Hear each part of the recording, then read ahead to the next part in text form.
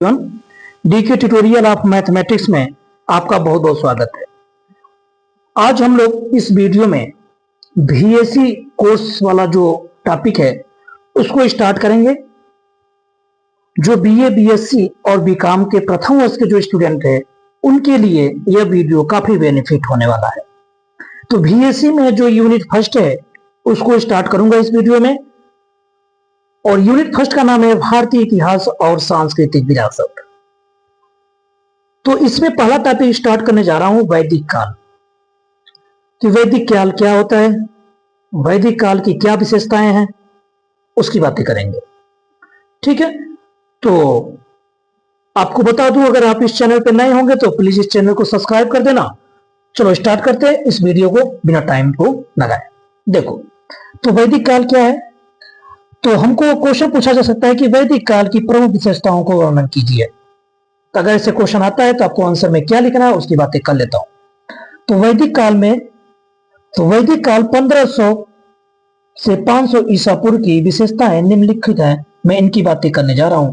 पहला नंबर है धार्मिक और सांस्कृतिक विशेषताएं। कि वैदिक काल में धार्मिक और सांस्कृतिक विशेषताएं क्या है, कैसे उसको बताएंगे। तो धार्मिक और सांस्कृतिक विशेषताएं में पहला वेदों की रचना, मतलब इस काल में वेदों की रचना हुई। तो वैदिक काल में ही किसकी रचना हुई थी, वेदों की रचना हुई थी। तो वेद क्या है, यह मूल ग्रंथ है किसके, हिंदू धर्म के।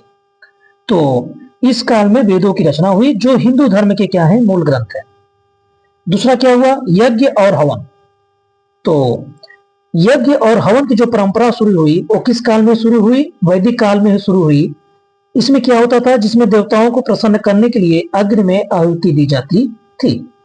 तो यज्ञ और हवन की परंपरा शुरू हुई किसमें, वैदिक काल में, जिसमें देवताओं को प्रसन्न करने के लिए अग्नि में क्या की जाती थी, आहुति दी जाती थी। ठीक है, तो ये धार्मिक क्या है, विशेषता है। ठीक है, तो भाई धार्मिक और सांस्कृतिक विशेषता है किसकी काल की, वैदिक काल की। नेक्स्ट है देवताओं की पूजा।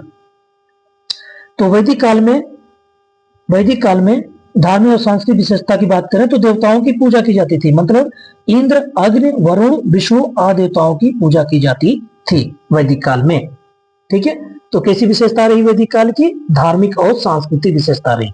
कौन कौन, वेदों की रचना, यज्ञ और हवन, देवताओं की पूजा करना। ठीक है, वेदों की रचना हुई, यज्ञ और हवन जैसे चीज होते थे किस काल में, वैदिक काल में। नेक्स्ट है सामाजिक विशेषताएं। तो वर्ण व्यवस्था, मतलब वर्ण व्यवस्था की शुरुआत हुई। इसका मतलब क्या हुआ कि जिसमें समाज को 4 वर्णों में बांटा गया था। कौन कौन, ब्राह्मण, क्षत्रिय, वैश्य और शूद्र। तो वैदिक काल में तो जो समाज है उनको 4 भागों में बांट दिया, 4 वर्णों में बांट दिया। किस भाग में, एक है वो ब्राह्मण, दूसरा क्षत्रिय, तीसरा वैश्य और शूद्र। ठीक है, तो वैदिक काल में समाज की ऐसे बंटवारा हो गया। फिर है पितृसत्तात्मक समाज। मतलब समाज पितृसत्तात्मक था, मतलब जहां पुरुषों का अधिकार था, ज्यादा अधिकार था पुरुषों का, मतलब पुरुषों की चलती थी, जो पुरुष करता था कहता था वही होता था। ठीक है, तो पितृसत्तात्मक समाज था वैदिक काल में। ठीक है, ये सामाजिक विशेषताएं हुई। कौन सा, वर्ण व्यवस्था, दूसरा कौन सा, पितृसत्तात्मक समाज। तीसरा है राजनीतिक विशेषता, ग नंबर। तो इसमें क्या था, राजतंत्र। राजतंत्र में क्या है कि राजतंत्र की प्रणाली थी जहां राजा शासन करता था। ये हेडिंग डालते जाना, ठीक है, हेडिंग है। सभा और समिति। ठीक है, सभा और समिति जैसी संस्थाएं थी जो राजा को सलाह देती थी। ठीक है, अब है आर्थिक विशेषताएं। तो वैदिक काल में आर्थिक विशेषता क्या है, कृषि। तो कृषि में क्या था, कृषि मुख्य व्यवसाय था जिसमें लोग अनाज, कपास आदि उगाते थे। दूसरा पशुपालन। तो वैदिक काल में पशुपालन भी एक महत्वपूर्ण व्यवसाय था जिसमें लोग गाय, बैल, भेड़ आदि पशुओं को पालते थे। ठीक है, नेक्स्ट है शिक्षा और ज्ञान। कैसा, शिक्षा और ज्ञान। कि शिक्षा और ज्ञान, वेदों का अध्ययन। शिक्षा और ज्ञान में पढ़ा है वेदों का अध्ययन, मतलब वेदों का अध्ययन और व्याख्या करना महत्वपूर्ण था। तो वैदिक काल में सबके लिए था कि वेदों का अध्ययन होना चाहिए। ठीक है, चाहे लड़कियां हो चाहे लड़के हो, सबके लिए था कि वेदों का अध्ययन होना चाहिए, इसका व्याख्या करना महत्वपूर्ण था। ठीक है, इसका दूसरा था गुरु शिष्य परंपरा। तो उस काल में गुरु शिष्य की परंपरा थी, और उस काल में जो शिष्य होता था वो गुरुकुल में जाके पढ़ता था, ठीक है, उसको गुरुकुलवासी बोला जाता था। और गुरु जो था ये पिता के समान था, और जो शिष्य होता था वो पुत्र के समान होता था। जो गुरु होता था वो पिता पुत्र को एक जो पिता शिष्य को एक पुत्र जैसा मानता था, कौन? गुरु। और शिष्य भी एक पिता जैसा मानता था गुरु को। बहुत अच्छी परंपरा थी, ठीक है। तो शिक्षा और ज्ञान का विशेषता में अगर बात करें वैदिक काल की, तो पहला है वेदों का अध्ययन, दूसरा है गुरु शिष्य परंपरा। ये आपका अंग नंबर है, ठीक है। इसके बाद नेक्स्ट है 6 नंबर, कला और साहित्य। कला और साहित्य, तो वैदिक साहित्य क्या थी?